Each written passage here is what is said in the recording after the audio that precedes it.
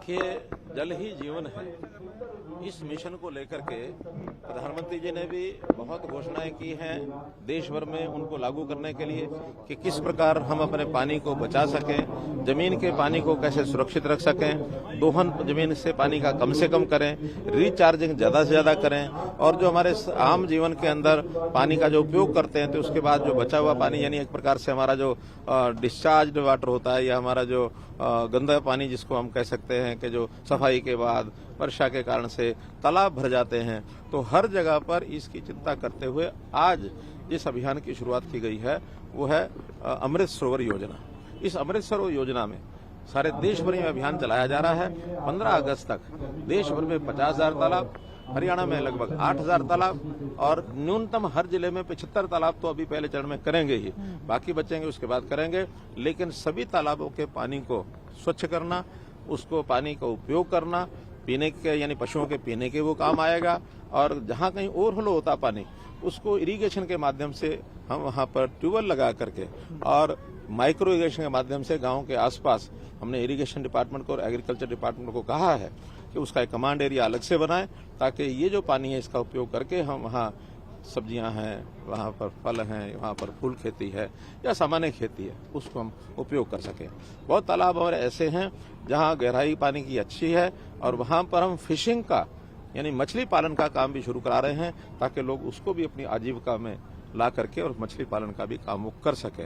तो आज के इस पवित्र कार्य के अंदर मैं लोगों से अपील करता हूं कि सब इसमें सहयोग करें, सबका साथ सबका विकास। सर, लगातार बिजली कटौती को लेकर विपक्ष लगातार निशाना साध रहा, मुख्यमंत्री जी क्या कदम उठाए जा रहे हैं? देखिए, बिजली दे रहे हैं, ऐसे आरोप लगा रहे हैं। देखिए, आरोप लगाना उनको आज बड़ा आसान लगता है। वो समय भूल गए हैं अपने समय के समय जब प्रदर्शन होते थे, मटके फूटते थे, लोग जो है तरह तरह के उनको विषय कहते थे। कम से कम मैं पिछले 6 साल का कह सकता हूं कि पावर डिपार्टमेंट के नाते से इतना सुधार हमने किया है कि हमने गांव-गांव में 24 घंटे बिजली पहुंचाने का जो वायदा किया था, मेरा गांव जगमग गांव ये योजना चलाई थी, 5600 गांव में 24 घंटे हमने बिजली देने के लिए इस काम को पहुंचा दिया था।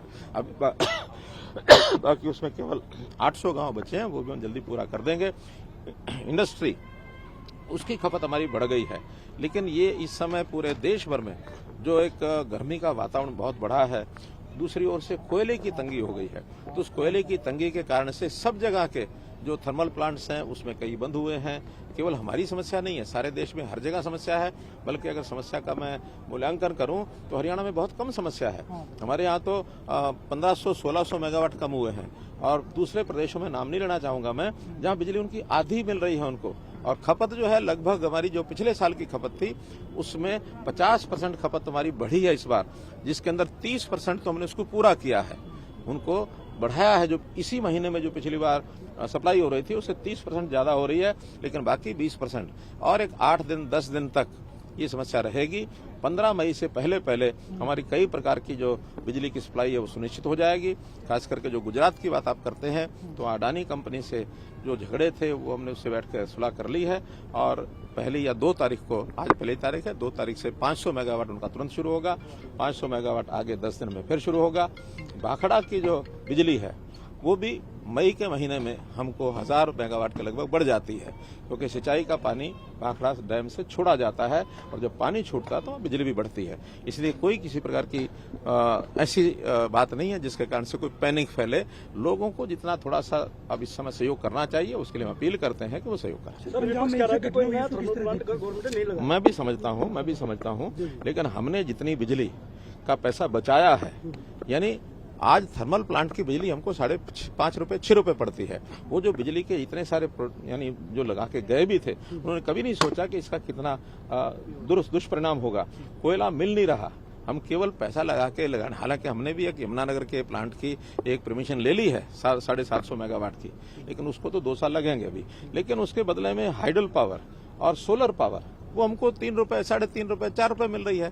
और यही एक कारण है जिसके कारण से हमारी बिजली की कंपनियां, जिसको वो अपने कार्यकाल में 31,000 करोड़ रुपया घाटे में छोड़ के गए थे, 27,000 करोड़ रुपया तो हमने उदय योजना के अंतर्गत एब्जॉर्ब किया, बिजली के घाटे खत्म किए और आज हमारी बिजली की चारों कंपनियां वो प्रॉफिट में है और देश का गुजरात के बाद नंबर 2 पर हमारी रैंकिंग है बिजली की कंपनियों की।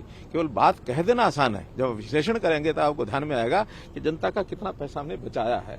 हाँ, अनाप शनाप हम करते रहते तो ये बिजली 7 साल तक किसी प्रदेश में बिजली का रेट न बढ़े, ये भी अपने आप में एक मूल्यांकन करना चाहिए कि हमने पिछले 7 साल में 2 बार बिजली के बिल घटाए हैं, बढ़ाए नहीं है।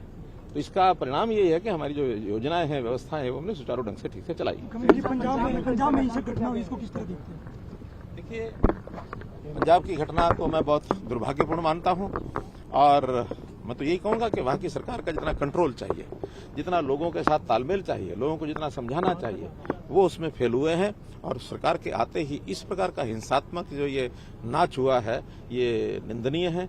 और इस पर फिर भी मैं कहूंगा, पंजाब सरकार को अपील भी करूंगा कि सारी व्यवस्थाएं ऐसी बनाएं ताकि ये चीज आगे बढ़े नहीं और जहां है वहीं ये समाप्त हो। सामाजिक ताना बाना बिगड़ने नहीं देना चाहिए। ये सभी राज्य सरकारों का और केंद्र सरकार का भी ये हमारा प्राथमिक दायित्व होता है। उस दायित्व को अपनी अपनी सरकार को निभाना चाहिए।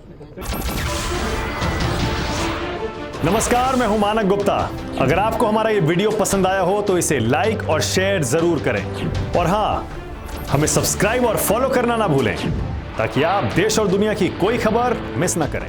तो जुड़े रहिए हमारे साथ और देखते रहिए News 24।